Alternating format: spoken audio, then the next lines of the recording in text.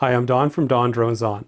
We may not have voting by drone yet, but in this year's Canadian federal election, voting by mail is a great option for those of us who want to avoid going to a public polling station and catching the dreaded COVIDitis. I've already voted by mail and it's easy. Let's check it out.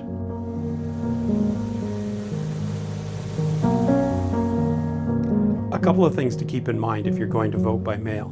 Once you're approved, you are locked in. You can't change your mind and vote in person. But strangely enough, you can actually submit your mail-in ballot at a polling station, which is a good thing in case you're too close to the mailing deadline.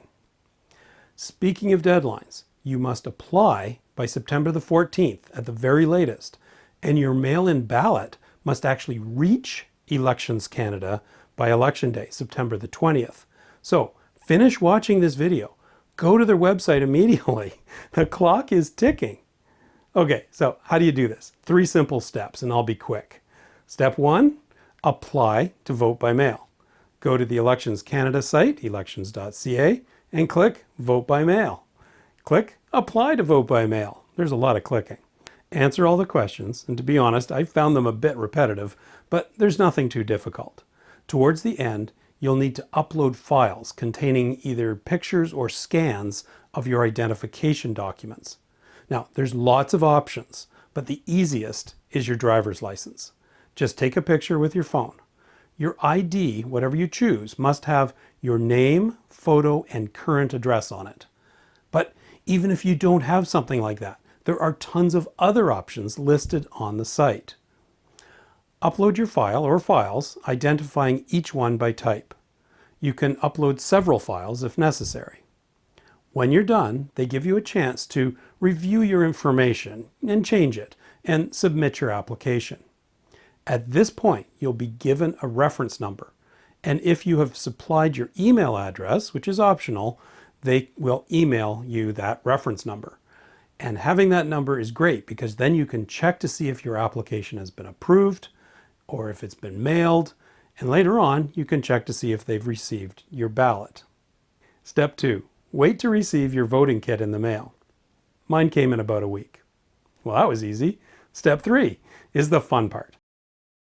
The funny thing about the voting kit is that your name and address is written by hand, which is kind of amazing. Anyways, inside you'll find very clear instructions, 3 envelopes labeled A, B, and C, and of course your ballot. All you do is print the name of your candidate in the space. Make sure you spell their name correctly, of course.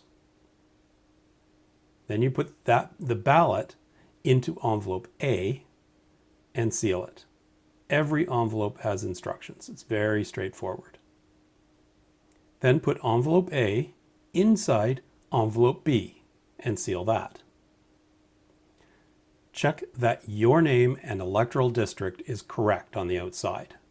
Then you sign it and date it. And then you put envelope B into envelope C and seal that. It's prepaid, so you can throw it straight in the mail. That's all there is to it. On the Vote by Mail website, you can use your 9-digit reference number from the application stage to check to see if they have received your ballot. Now, I just mailed mine yesterday, so no surprise they haven't got it yet. Although Kate in the Tamworth post office is usually very fast. Thank you, Kate, and all your helpers. Anyway, that's it, that's all. Voting by mail is easy and keeps you safe. If you're new to my channel, take some time to look around and subscribe if you like what you see. Thanks for watching.